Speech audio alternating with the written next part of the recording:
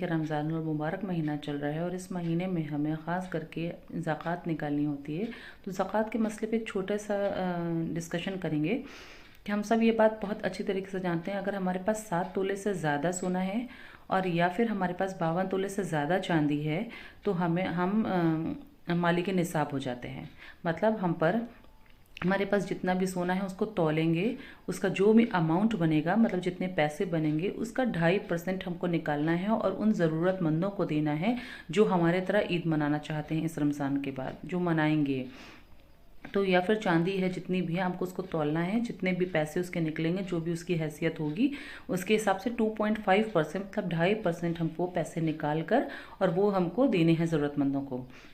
But ये सिर्फ सोने और चांदी पर ही नहीं है, हमारी ज़कात तो हमारी कैश पैसों पर भी निकलेगी। हमारे पास जितने भी अमाउंट का पैसा हमारे अकाउंट में है या जहाँ पर भी है, तो अगर वो साल भर का हो गया है अकाउंट में तो फिर हमें उस पर भी 2.5% निकाल कर और फिर ज़रूरतमंदों को देनी है। साथ में एक मसला ये है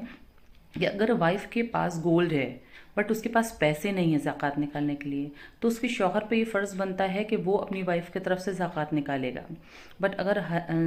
जो शौहर है उसकी भी हैसियत नहीं है तो वाइफ को एक ये मसला करना है कि उसको अपने तमाम सोने और चांदी को टाइम टाइम से तौलना है, उसमें से उसकी जितना भी अमाउंट बनेगा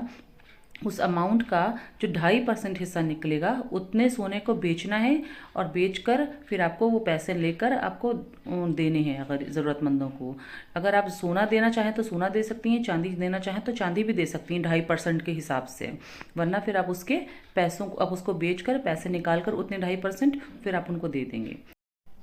इस मसले के साथ एक मसला ये भी है कि अगर कोई बेटी है, ठीक है, अगर उसकी वालिदा ने उसके लिए, उसकी शादी के लिए या उसके फ्यूचर के लिए अगर कुछ सोना इकट्ठा करके रखा है, ठीक है, तो सोना अगर माँ के पास रखा हुआ है तो माँ के ऊपर ये फ़र्ज़ है कि वो उसके मालिके निसाब है और वो ही उसका ज़कात अदा करेंगी। बट अगर वो उन्होंने अपनी बेटी को सौंप दिया है कि इसको तुम रखो अपने पास और अच्छे से रखो, हिफाजत से रखो, तो वो बेटी मालिके निसाब बन जाएगी और उस बेटी को कैसे भी करके अपने उस सोने का, अपने उस चांदी का, अपने उस कैश का हिसाब देना होगा, ज़कात देनी होगी। तो इस मसले को भी क्लियर समझें, जो भी मालिक निसाब है, सोना जिसके हवाले है, जिसके पास है, वो उसका मालिक निसाब होता है, या चांदी या कैश जिसके पास है, जिसने रख रखा है उसको संभाल के, वो उसका मालिक निसाब है। और जो मालिक निसाब होगा उसको हर हाल में ज़कात अदा करनी है। पैसा नहीं है तो आप उतने अमाउंट का पैसा सोना बेचिए, चांदी बेचिए, चाहे कैश निकालिए और आप उसको अदा कीजिए, बट किसी भी हाल में आपको ज़कात अदा करनी ही करनी है। मुझे यकीन है कि आपको ये मैटर समझ में आ गया होगा इंशाअल्लाह।